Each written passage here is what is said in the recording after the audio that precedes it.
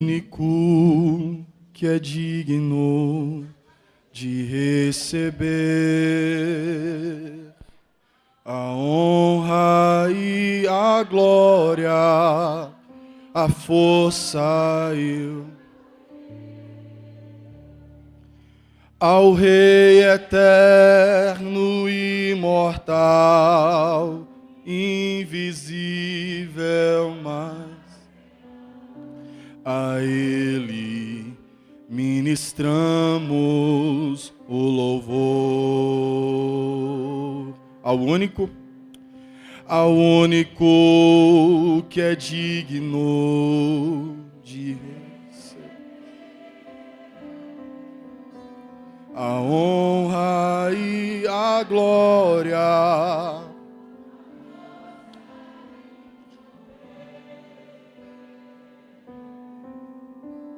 ao Rei eterno e imortal, invisível, mas real, a Ele ministramos o louvor. Coroamos a Ti, ó Rei Jesus, coroamos a Ti, ó Rei Jesus, adoramos o Teu nome, nos rendemos aos Teus pés, consagramos todo o nosso ser a Ti. As minhas mãos eu quero levantar e em louvor Te adorar. O meu coração eu quero derramar diante do Teu altar. Espírito, enche a minha vida. Espírito, enche a minha vida. Enche-me com Teu poder, pois de Ti eu quero ser. Espírito, enche o meu ser.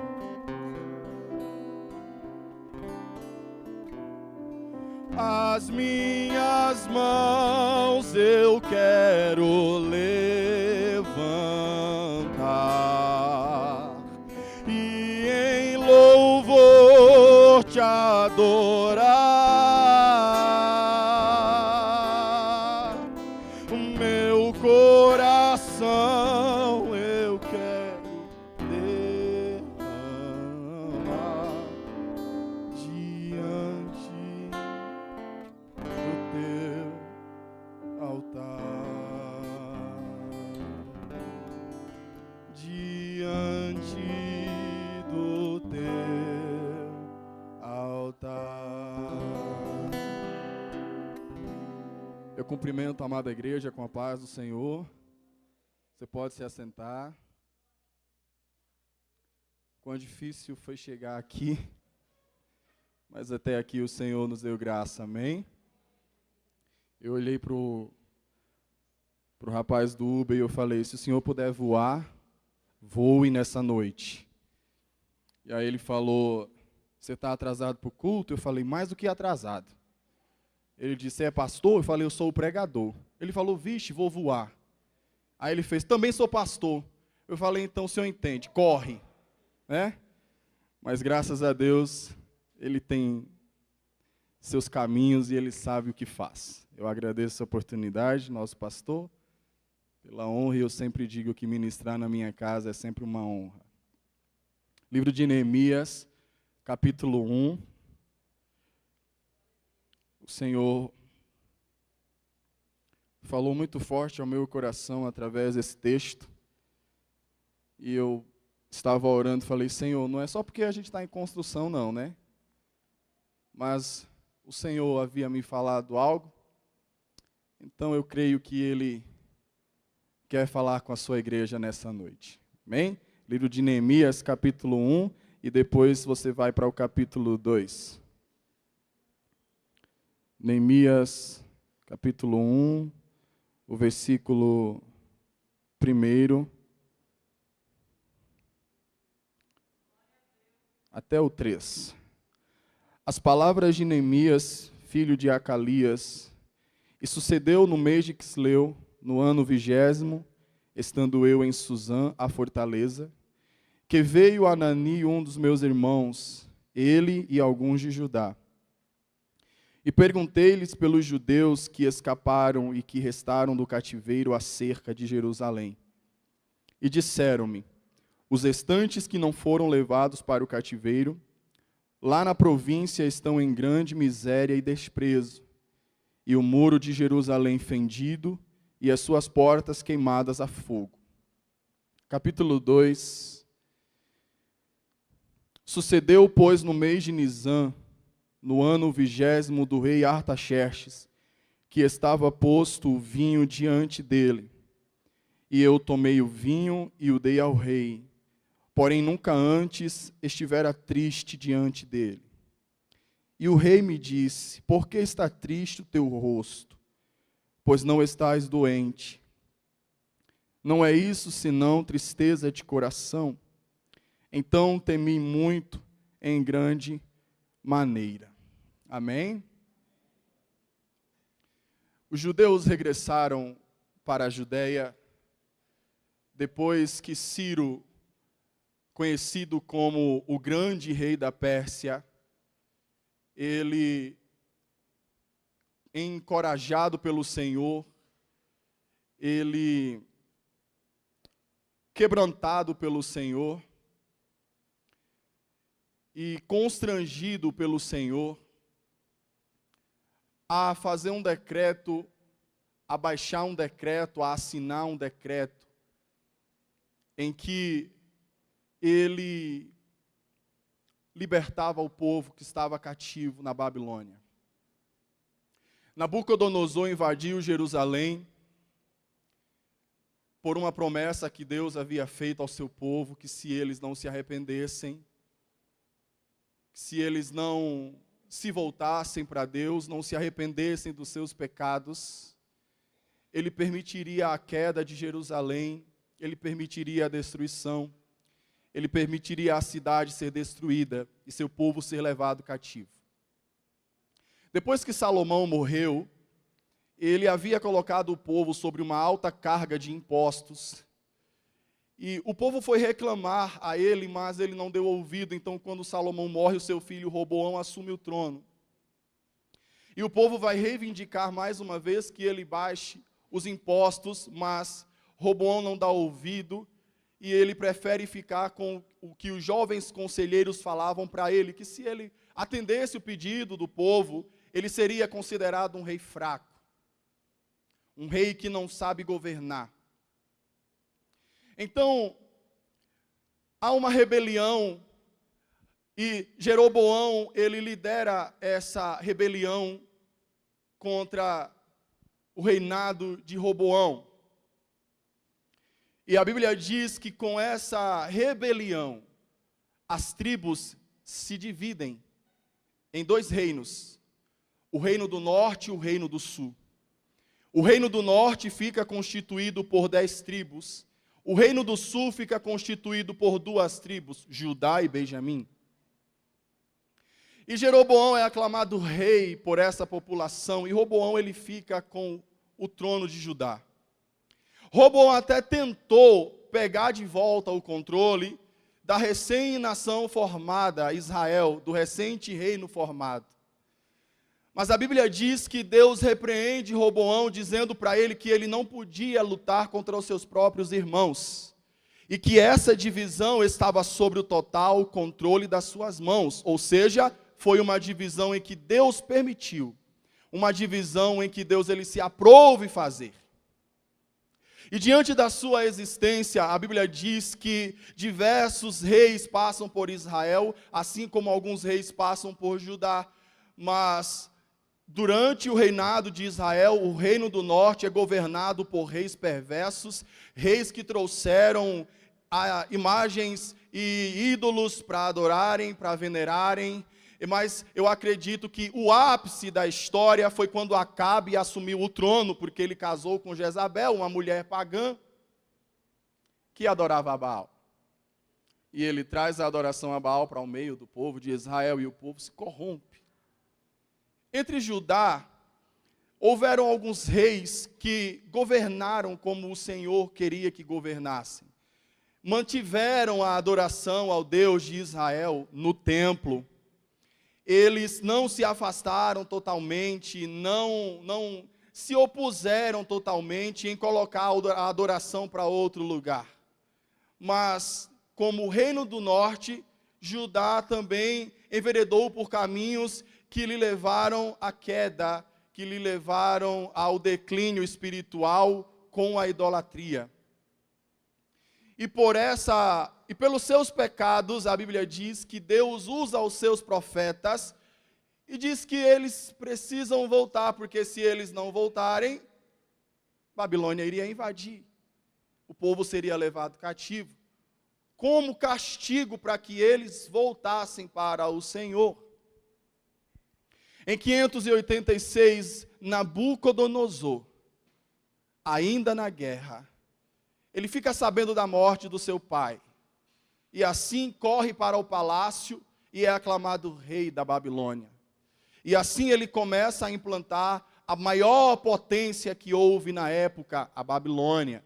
Ele começa a conquistar reinos e cidades e começa a crescer o seu império. E ele começa a investir politicamente, economicamente, e a Babilônia se torna o maior reino da época do Oriente Médio. Mas havia uma promessa de que Babilônia iria invadir Jerusalém e levar o seu povo cativo. Mas havia também uma promessa do mesmo Deus que levantou Nabucodonosor para dissipar o seu povo sobre a terra. Havia uma promessa de que Deus levantaria um homem para abater as nações, para abater a Babilônia e assim fazer o seu império declinar e chegar ao chão. Em 586, ele invade Jerusalém. Na sua primeira invasão, ele leva cerca de 10.000 pessoas. Entre essas 10.000 pessoas, encontra-se Daniel, Misael, Azarias e Ananias. Entre essas 10.000 pessoas, encontra-se o profeta Ezequiel. Eles eram contemporâneos, mas não se encontraram, porque Daniel foi levado para o palácio, Ezequiel ficou nas margens do rio, perto da vila de Tel Abibe, e ali Deus usava o profeta Ezequiel para profetizar para aquele povo que estava no cativeiro. E Jeremias ficou em Judá, profetizando para aqueles que ficaram em Judá. E a Bíblia diz que Jerusalém, que era tão bela, que era tão formosa, agora está solitária, triste, desolada, destruída, suas portas queimadas, seus muros fendidos. Jerusalém agora estava destruída. A cidade que era bela, como Jeremias em Lamentações descreve, que era bela entre as nações, agora chora e não há quem a console. Mas havia uma promessa. O mesmo Deus que falava para o povo que iria castigar, que ia trazer o cativeiro, que ia permitir a destruição, era o mesmo Deus que estava dizendo, mas haverá um tempo de restauração, haverá um tempo em que eu vou me levantar, haverá um tempo em que eu vou voltar a habitar no meio do meu povo. Então, em 539, houve um homem chamado Ciro, a quem Isaías já profetizava sobre ele 200 anos antes do seu nascimento. Ciro nem existia. Mas Isaías, no capítulo 45, ele entrega uma profecia dizendo que se levantaria um homem chamado Ciro, que Deus levantaria um homem chamado Ciro para abater as nações, para derribar os reinos, para destruir o trono dos poderosos. Ciro é o seu nome. E ele conquista a Babilônia. Como toda a potência que era a Babilônia, como todos os reinos, a Babilônia também enfraqueceu. E quando a Babilônia enfraqueceu, Ciro se aproveitou do momento e cerca a Babilônia e deporta o seu povo, e ele torna cativa a Babilônia, e ele engloba a Babilônia ao seu reino, ao seu império, à sua potência. Mas Flávio Joséfo escreve num dos seus livros que Ciro leu o que estava escrito no livro de Isaías. E que ele fica surpreso porque a profecia falava de um homem que libertaria o povo de Deus e que o seu nome era Ciro. Ele fica surpreso não só por conta de que o homem se levantaria, mas a profecia em si diz: eu levantarei Ciro para abater as nações. Então, quando Ciro cerca a Babilônia, que ele invade a Babilônia, ele é recebido com uma certa esperança. Ele é recebido como um libertador, que agora a esperança daquele povo que estava cativo seria de ser liberto. Mas o povo esperava que seria alguém do meio deles, que Deus levantaria alguém do meio deles para os libertar. Só que agora Deus levanta um estrangeiro para libertar o seu povo. E em 538 o Espírito de Deus constrange o rei Ciro, o grande rei da Pérsia, a baixar um decreto em que ele falava: eu, Ciro, rei da Pérsia, o Todo-Poderoso tem me dado todos os reinos e nações da terra. Ele me escolheu para levantar um templo para ele, para a sua adoração. Então todos que estão cativos, que vieram cativo, podem voltar para a sua pátria, podem voltar para a sua terra natal. O povo agora estava livre para voltar. Eu estava estudando e ouvi alguém dizer que Ciro, ele era um rei extrovertido, ele era um rei diferente, ele era um rei que respeitava a opinião dos outros. Ele respeitava as pessoas que estavam cativas ali na Babilônia. Ele ouvia o que as pessoas falavam. Diferente de Nabucodonosor, que era um rei arrogante, prepotente, soberbo, que chegou no terraço do seu palácio e olhou todas as maravilhas e disse: tudo isso aqui é meu, tudo isso aqui foi eu que conquistei. E o próprio Deus fez ele virar um animal. Suas unhas cresceram, seu cabelo cresceu e ele perdeu o entendimento. Até reconhecer que toda a glória, todo o poder, toda a honra era do Deus Todo-Poderoso. Mas agora os judeus regressaram da Babilônia. Cerca de 50 mil judeus voltaram para a Judeia, voltaram para Jerusalém. Mas houveram pessoas que não quiseram voltar porque já haviam constituído família. Já haviam constituído riqueza, já tinham casa, já tinha dinheiro. E sem contar que recomeçar a vida não seria tão fácil, porque na Babilônia o império lhes permitia fazer tudo o que eles queriam fazer. Economicamente, socialmente. Então já havia tudo construído. E não quiseram voltar. Mas os que regressaram para a Judeia, voltaram com uma grande esperança, voltaram com um grande sentimento, e numa animação total eles começaram a reconstruir o templo. Numa animação, Zorobabel é colocado como governador sobre o domínio persa, e ele volta com a missão de reconstruir o templo, de restaurar o altar. E é interessante porque quando ele começa a restaurar o templo, a restaurar o altar, houveram pessoas que viram o templo que estava sendo erguido, o templo que estava sendo levantado, e choraram. Mas houveram pessoas que começaram a se alegrar porque estavam vendo que o templo estava sendo erguido. Mas as pessoas que começaram a chorar vendo aquele templo foram os judeus mais antigos que estavam na glória do primeiro templo, quando Salomão inaugurou o primeiro templo, quando a casa de Deus se encheu de fumaça, quando a glória de Deus veio sobre o templo, e ele disse: eu escolhi este lugar e vou habitar neste lugar. E quando os judeus mais idosos viram o templo que estava sendo levantado e o altar que estava sendo erguido, eles choraram porque aos olhos dele não eram tão perfeitos, não era tão bonito, não era agradável aos olhos. Então vem Ageu dizendo: quem viu este templo na sua primeira glória? Para vocês é insignificante, para vocês não está valendo de nada, mas o Senhor está dizendo que Ele é o dono do ouro, o dono da prata, que Ele vai agitar as nações, que virá o desejado de todas as nações, Ele vai abalar a terra e as nações darão presentes a este templo.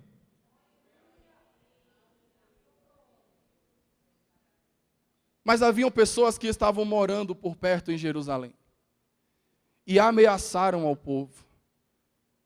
Se aproveitaram de uma certa amizade que eles tinham com o exército da Pérsia. E a obra do templo foi impedida. Deram uma pausa de 20 anos, irmãos. O templo ficou parado 20 anos. Aí é quando Deus levanta o profeta Ageu e fala para eles: não é tempo de vocês ficarem na casa de vocês. Minha casa está destruída. O templo está destruído. Vocês estão morando em casas confortáveis, em casas luxuosas, e minha casa está destruída. Vocês plantam e não colhem. Se colhem, dura pouco. O salário de vocês não dura muito, porque vocês colocam no sactel furado. Vocês alcançaram distante, mas receberam pouco. Por isso o céu tem retido o seu orvalho, por isso o trigo tem faltado, por isso a vinha tem faltado. Por quê? Porque vocês estão dentro de casa e a minha casa está destruída. Venham, subam agora, comprem madeira e venham reconstruir a minha casa. E o Senhor diz: dela eu me alegrarei, no meio do meu povo eu habitarei. E eu estava numa quinta-feira ministrando aqui, e quando eu estava em casa, o Senhor falava para mim: muitos, eu até, não sei se eu mencionei, se alguém queria contar, o pastor Aaron que contasse, mas se ninguém contou, eu conto. Outro dia eu estava na minha casa estudando o livro de Ageu, e o Senhor me arremeteu a essa construção. E o Senhor disse para mim, eu sentado estudando essa palavra: muitos não estão acreditando que esse templo ficará de pé.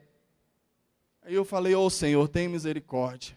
Mas o Senhor falou para mim: diga ao meu povo que eles verão o que eu vou fazer. Você pensa que está demorando? O Senhor está dizendo: eu estou trabalhando. E eu ouvi uma música que diz assim: Deus não está demorando, Ele está caprichando. Então se prepare, porque o Senhor está colocando coisas maiores no nosso meio. E Ele está dizendo que a glória dessa última casa será maior do que a primeira. Neemias era um homem descendente de algumas pessoas, descendente de judeus, de alguns judeus mais antigos que foram deportados para a Babilônia. Mas agora Neemias está no palácio, servindo o vinho na mão do rei. Entende-se que Neemias tinha uma posição elevada, porque ele não só tinha a obrigação de servir o vinho na mão do rei, como de impedir que o rei fosse envenenado. E ele estava no palácio servindo ao rei. Mas agora ele recebe uma visita do seu irmão. E ele faz uma pergunta que eu acho que essa resposta a gente não quer receber. Ninguém quer receber má notícia. Então Anani olha para Neemias e diz: ó, os judeus que estão lá estão em grande miséria. Estão em grande desprezo. Jerusalém, ó, está com suas portas queimadas. Seus muros estão fendidos. Os muros e os portões de uma cidade significavam honra e força. Jerusalém estava com seus portões queimados, seus muros fendidos. Isso significava que Jerusalém estava humilhada e fraca. Então Neemias se entristece e vai orar ao Senhor. E ele começa a pedir perdão a Deus pelos pecados da sua família, pelos pecados do seu povo. Você já viu um negócio desse, irmão? Ultimamente, o que eu mais tenho feito é pedir perdão ao Senhor pelos pecados da minha família. É pelos pecados dos meus irmãos. E quantas vezes nós não nos importamos, não estamos nem aí para a dor do outro. Mas só que Deus, Ele tinha um projeto, Ele tinha um propósito, Ele tinha uma chamada. E Neemias agora está triste diante do rei, porque a cidade que era sepulcro dos seus pais está destruída. E o rei percebe a sua tristeza. E quando o rei percebe a sua tristeza, o rei fala para ele: não pode ser doença, você não está doente. Só pode ser tristeza do seu coração. A NVT, que é a nova versão transformadora, ela diz assim: não é doença, não é tristeza do seu coração, não é doença, mas vejo que é angústia do seu coração. Então Neemias começa agora a detalhar ao rei o que é que estava acontecendo. Como não posso ficar triste se a cidade que é sepulcro dos meus pais está destruída e desolada. Seus muros estão fendidos, e isso permitia a ladrões, a salteadores, a entrar na cidade e levar o que restava na cidade.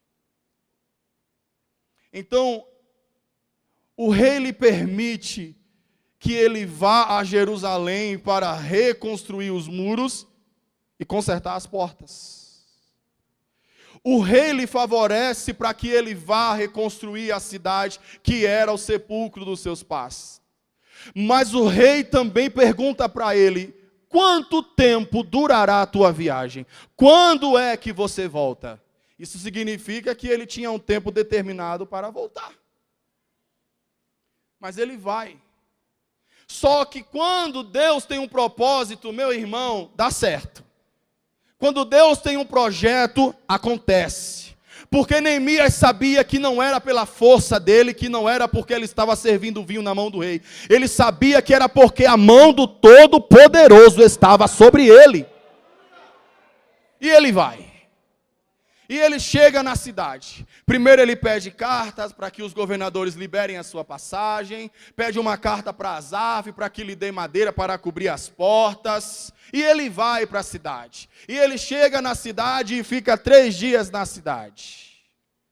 De repente ele reúne alguns homens à noite e vai observar como está a cidade.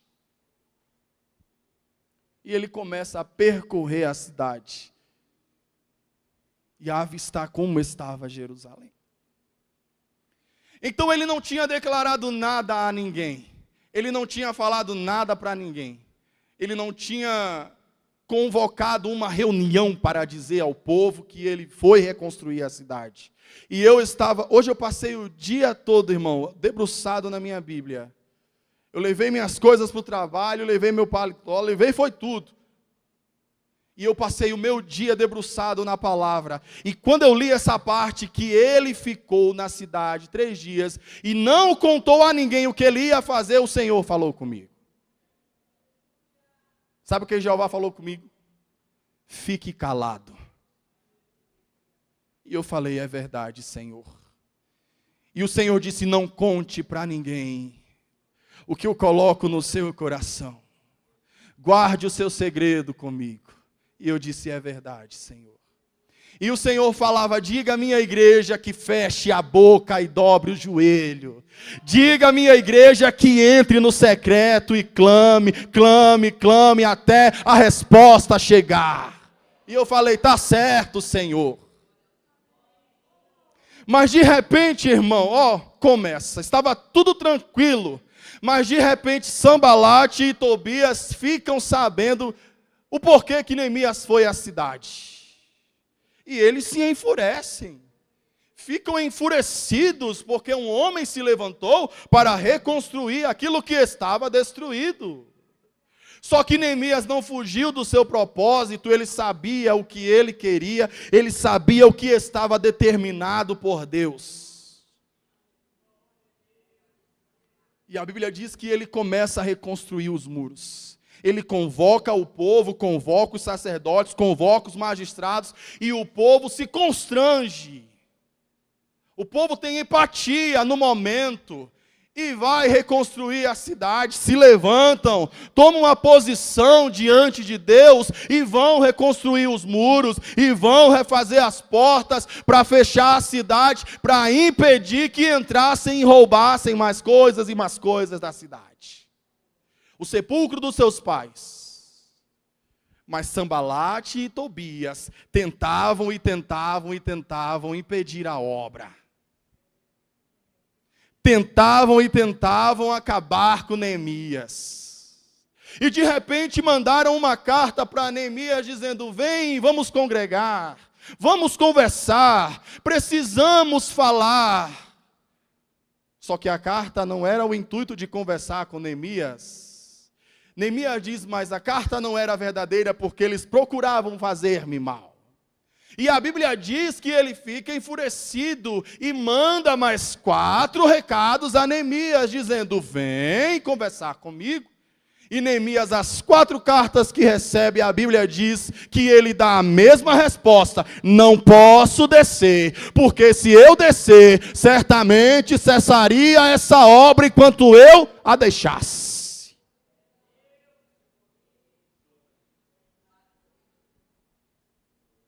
E a sua resposta está sendo qual? Como é que você está se comportando diante dos convites que você está recebendo? A Bíblia diz que Sambalate ainda não estava satisfeito. Tobias olha e diz: mas eles vão reconstruir o muro, mas não vai dar certo.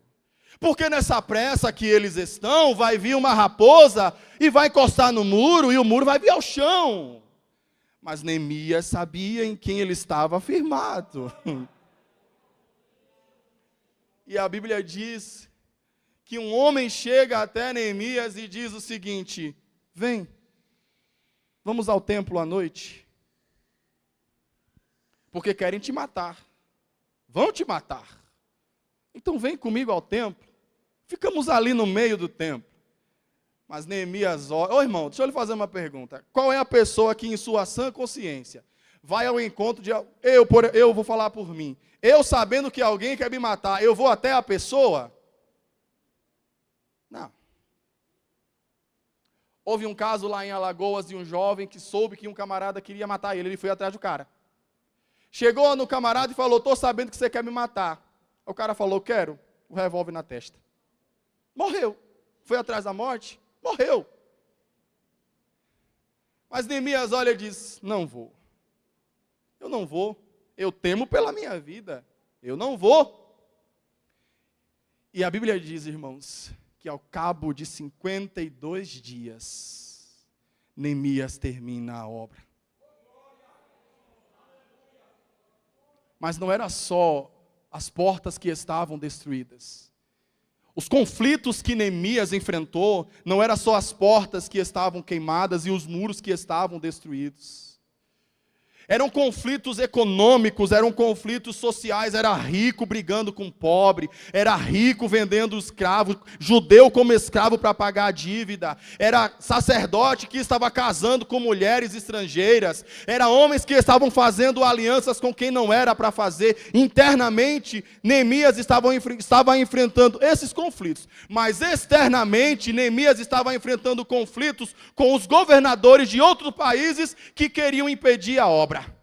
A reconstrução do muro, as portas de serem colocadas.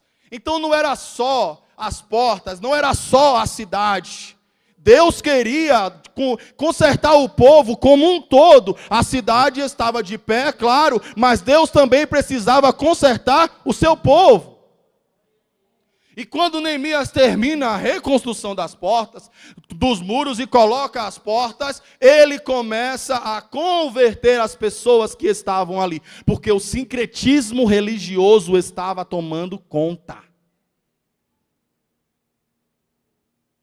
Eram pessoas que não queriam aceitar as regras, as leis, a cultura religiosa.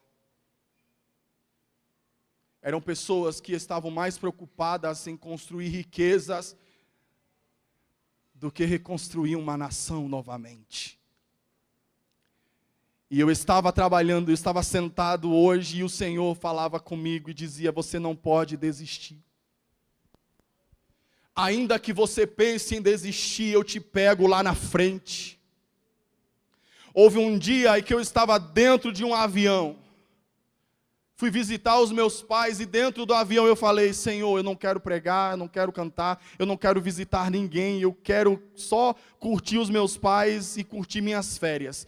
20 dias de férias, 20 dias de descanso. Acredite você ou não, eu passei 20 dias pregando, cantando, visitando, pregando, cantando, visitando, pregando, cantando, visitando. E quando eu estava voltando, eu estava dentro do avião e eu falei: Senhor, eu estou tão cansado. Fui para descansar, mas não descansei. Eu estou tão cansado. Então eu vou fazer o seguinte: vou cancelar a minha agenda até dezembro. Até dezembro eu não vou aceitar mais nenhum convite, não vou fechar mais nenhuma agenda. Era junho do ano passado. E eu falei: não vou aceitar mais nenhum convite. Quando eu cheguei aqui em Brasília, um pastor ligou para mim e disse: ouvi falar de você. Queria te convidar para vir pregar no congresso de jovens. Aí eu falei: eu só vou atender esse. E mais nenhum. Dias depois, um outro pastor entrou em contato comigo e falou: ouvi falar de você. E eu fazia: quero saber quem é que está falando de mim. E ele disse: quero convidar você para ministrar na conferência missionária. Eu falei: vou, só vou atender esses dois e não atendo mais. De repente, um outro pastor entrou em contato comigo e disse: ouvi falar de você. Eu falei: pelo amor de Deus, quem é que está falando de mim? Ele disse que queria convidar você para pregar no congresso de varões. Acredite vocês ou não, até dezembro eu estava pregando, cantando, cantando, pregando, pregando e cantando. Olhe para quem está do seu lado e diga para o seu irmão: não dá para desistir. Fala mais forte: não dá para desistir. Porque nem para desistir você presta. E quando chegou dezembro, eu estava só o pó, só a capa do Batman. E eu falei: Deus, eu estou tão cansado, mas eu disse que não ia atender a agenda nenhuma, mas nem para desistir eu presto.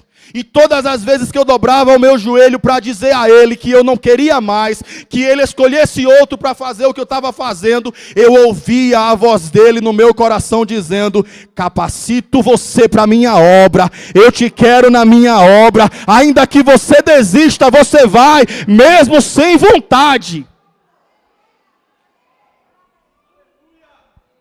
Eu tenho 16 anos de ministério. É 16 anos viajando, cantando, pregando. Você pensa que eu não tenho vontade de desistir? Tenho todo dia. Mas toda vez que eu dobro o joelho dizendo para ele: bota outro no meu lugar.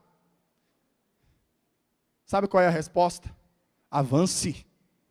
Te chamei para avançar. E é interessante, irmão, porque ontem eu estava aqui na ceia. E o pastor Aaron falava de preguiça espiritual. O Senhor falou comigo. Quando o Senhor falou comigo, eu me entristeci por completo. Quando o pastor Aaron disse aqui: muitos estão vivendo uma preguiça espiritual, o Senhor falou para mim: a minha casa está cheia de crentes preguiçosos. E eu falei: Senhor, se eu estiver nesse meio, me converte. Me converte, Senhor, me converte a Ti. Oséias capítulo 6, ele diz: vinde e voltemos ao Senhor, pois Ele nos despedaçou, Ele fez a ferida e Ele a ligará. 2 dias Ele nos dará vida, no terceiro dia Ele nos ressuscitará. Conheçamos e prossigamos em conhecer o Senhor. Neemias estava no palácio. Ele podia muito bem não se importar com a situação. Ele podia ficar no palácio servindo o rei como ele estava servindo. Mas eu vou dizer uma coisa para você: quem é chamado por Deus nunca vai conseguir ficar parado. Enquanto Deus estiver instigando você a fazer o que Ele quer, você vai fazer o que Ele quer. Sabe por quê? Porque quando Ele quiser levar você, Ele leva e não pede permissão a ninguém. Quando Ele quiser tirar o fôlego de vida, Ele tira, e Ele não vai dizer a você que vai lhe levar. Ele tira e acabou. Eu fui pregar em Valparaíso. E o pastor era o vice-presidente que me convidou. E aí ele falou: eu sou alagoano, morei no bairro tal. Eu falei: pois é, o senhor morava perto de mim, a gente nunca se encontrou. E ele: mas irmão Henrique, está tão... Depois que eu terminei de pregar, ele disse: mas irmão Henrique, está tão difícil aqui. Meu sogro morreu e eu estou na vice-presidência no lugar dele, estou há 3 anos na vice-presidência, mas se você soubesse a resistência que é, o povo não me aceita, não me querem na frente, e eu estou com vontade de entregar tudo, porque dentro de mim eu digo que vai dar errado. Aí eu olhei para ele e perguntei: mas o senhor está há quantos anos aqui em Valparaíso? Ele disse: estou há 18 anos. Aí eu olhei para a cara dele e falei: se fosse para dar errado, tinha dado errado há 18 anos atrás. E o senhor tinha voltado para Alagoas. Mas se deu certo até agora, e o interessante é que o Senhor tinha mandado eu dizer para ele: não tire a mão do arado, se tu voltar, tu não é digno de mim. Você acha que eu falei? Falei nada. Eu disse: falo nada um negócio desse, Jeová? Aí quando ele contou a história para mim, eu pensei: eu devia ter falado. Mas sabe o que é que o Senhor está dizendo? Eu vou te convocar. Eu estava trabalhando e estudando essa palavra, e o Senhor falava comigo e dizia: eu vou convocar a minha igreja. Eu vou tirar o meu povo do conforto. Eu vou balançar a figueira e o meu povo vai me buscar como eu mereço que eu seja buscado. Sabe o que é que nós estamos precisando fazer, irmão? Orar, jejuar, se humilhar diante do Todo-Poderoso. Mas jejuar com força. Mas qual é o propósito do jejum? Por não ter buscado a Ele como Ele merece. Por não orar como é para orar. Por não entregar o que Ele tem mandado você entregar. Neemias estava no conforto do palácio, mas ele sabia que ali não era o lugar dele, enquanto a cidade onde estava o sepulcro dos seus pais estava destruída. E o Senhor estava perguntando para mim hoje: o que é que você vai fazer? Quanto tempo você vai ficar parado? E o Senhor falava para mim: pergunte à minha igreja, até quando eles ficarão parados, vendo a minha obra padecer, vendo o meu povo perecer. Irmão, um abraço que Deus manda você dar em alguém, Ele sabe o que a pessoa está precisando. Mesmo que você esteja precisando desse abraço, mas o Senhor está dizendo: abrace. Você pode pensar que nada vai acontecer. Ontem o pastor Aaron disse: não vai melhorar, vai tudo piorar. E vai mesmo, irmão. Vai piorar. Ezequiel foi levado numa visão para o meio de um vale. Estava cheio de ossos, sequíssimos. E o próprio Deus pergunta para ele: poderão reviver? Ele diz: Senhor, tu sabes. E a ordem veio: profetiza, Ezequiel. Profetiza sobre esses ossos. Profetiza carne, profetiza nervo, profetiza vida. Profetiza, porque esse povo é toda a minha casa, é a minha casa, é a casa de Israel, é o meu povo de Israel. Quando Ezequiel profetizou, a Bíblia diz que um exército ficou de pé, mas não tinha vida. Não tinha vida. Você olhava, só estava o corpo ali em pé. E o Senhor falou comigo: quantos parece que estão vivos, mas estão mortos? Quantos mostram que estão bem, para mostrar à sociedade que está tudo bem, mas não está nada bem. Quantos dobram o joelho e tentam falar para mim coisas que eu sei que não é verdade. Irmão, quando você dobra o joelho para orar, Jeová sabe quem é você. Você não consegue enganar a Deus. Você não consegue barganhar com Deus. E o Senhor falava comigo, você quer vida? E eu falava, quero. Ele falava, profetiza. Profetiza no meio dessa situação que você está vivendo. Se levanta e vai. Eu te capacito, o Senhor está dizendo. Você pensa que não vai conseguir, que vai dar errado, Deus está dizendo, eu estou na frente. Vai, porque eu vou fazer dar certo. Tem horas que a gente pede a morte porque não aguenta o sofrimento, a luta que está passando, mas o Senhor está dizendo, tu estás de pé, porque eu tenho te sustentado. Você não vai desistir. O Senhor está dizendo, depois que Neemias terminou toda aquela obra, ele começa a festejar, ele reúne o povo e vai festejar. E eu estava estudando essa palavra e o Senhor dizia, você vai começar a festejar. Diga para o meu povo que esse sofrimento não é eterno. Diga para a minha igreja que não é só caos, tem milagre no meio dessa tempestade. Você só está vendo caos, mas o Senhor está dizendo, tem milagre no meio desse caos que você está vivendo. E eu ouvi uma música que dizia, vai dar tempo, vai dar certo, vai ter festa. O inimigo já perdeu, ele não presta. Vai dar tempo, vai dar certo, vai ter festa. E o Senhor, eu falei, Senhor, o Senhor me autoriza a dizer isso essa noite? Ele disse, autorizo. E eu estou dizendo para você, debaixo da autoridade do nome de Jesus, vai dar tempo, vai dar certo e vai ter festa. Parece que os crentes não pegou, não.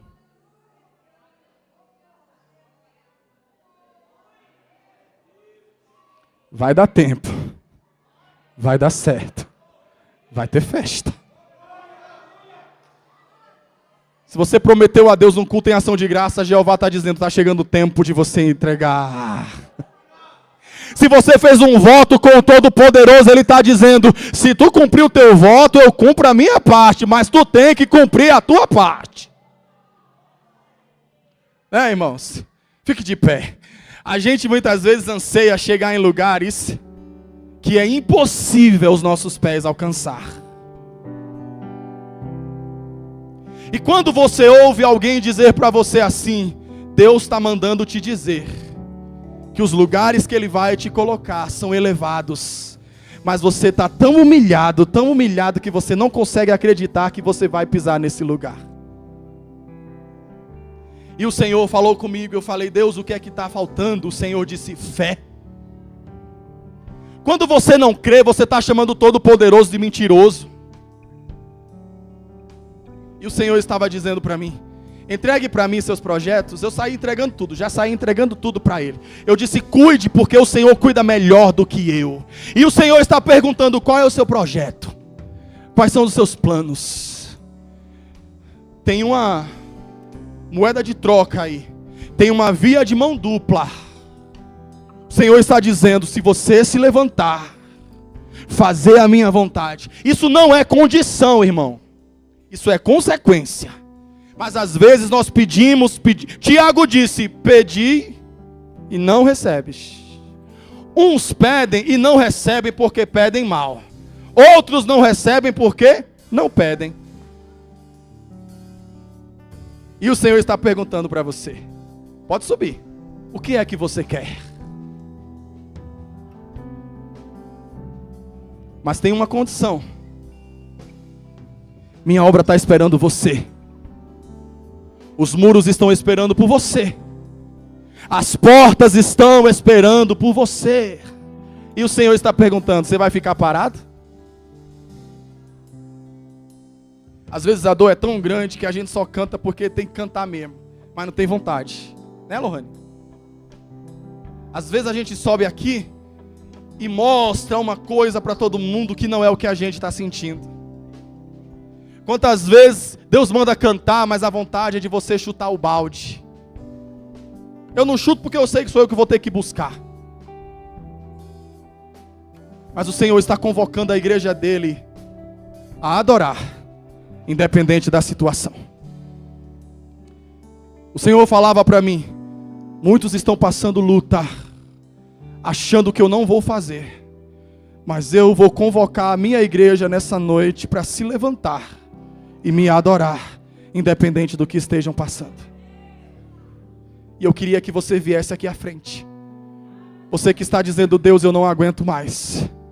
Para mim está difícil, Senhor. Eu não vou dar conta. Eu queria você aqui na frente que já tentou N vezes passar num concurso e não consegue.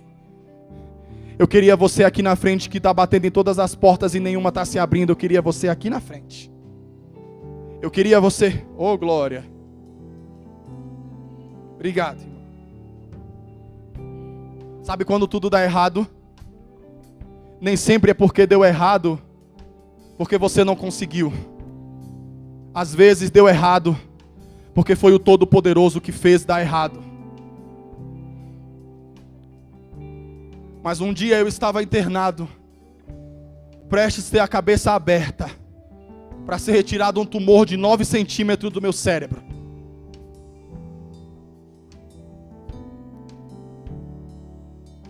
E eu falei: Deus, eu vou morrer. O Senhor vai me levar? E aí uma irmãzinha queria falar comigo. E ela fez uma videochamada. E quando eu atendi, sabe o que é que ela falou para mim? Você não vai morrer. Você vai contar um grande testemunho. Porque o Todo-Poderoso está fazendo você passar por esse lugar, para você contar um grande testemunho. E houve um dia que o Senhor falou para mim: vou te dar um testemunho para contar. Vou te dar um testemunho para contar. E eu estava fazendo um concurso e eu falei: poxa, eu vou sentar nessa cadeira. Deus vai me honrar. Vou alcançar os melhores lugares. Quando eu fui internado, 12 horas de cirurgia, 4 dias numa UTI. Após receber alta, o Senhor falou comigo: eu disse que ia te dar um testemunho para contar. Aí eu falei para ele: precisava ser na minha cabeça? Precisava ser a minha cabeça? O meu médico disse para mim: esse tumor está na sua cabeça há anos. E se eu não estou enganado, irmãos, desde os 10 anos de idade. Eu tenho 30. Sabe por que eu não morri? Porque o Todo-Poderoso disse para mim: teu caminho ainda é longo. Você não vai desistir. Só tem esses aqui? Tem mais. Eu queria a Luana aqui na frente. O Elito aqui na frente. A Joelma aqui na frente.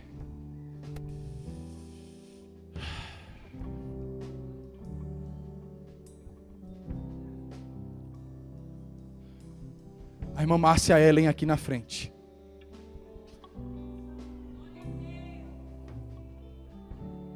Cadê a missionária Marina?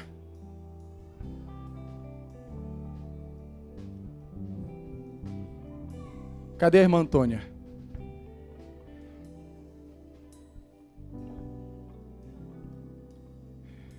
Eu queria esse rapaz que está no meio do irmão Frota e da mãe dele. Aqui na frente.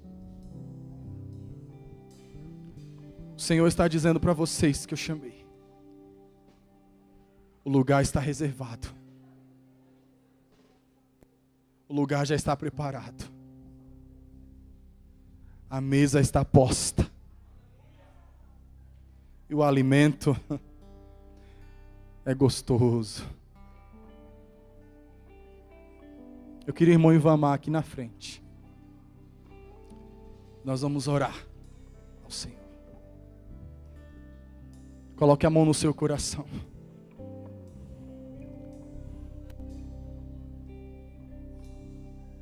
Você pensa que está difícil? Ele vai soprar o vento nessa noite. Ele vai acalmar essa tempestade que você está vivendo. Com teu poder e tua O Senhor está dizendo que não é para você desistir. venha viva. Você vai ter que continuar. Irmã Antônia, o Senhor está dizendo, Sopra Espírito daqui a um pouquinho de tempo, está chegando. Deus, neste Haverá uma mudança radical. O Senhor mudará o cenário. O Senhor mudará a situação. E Ele está dizendo que tu irás agradecer. graça venha viva. Você não pode desistir.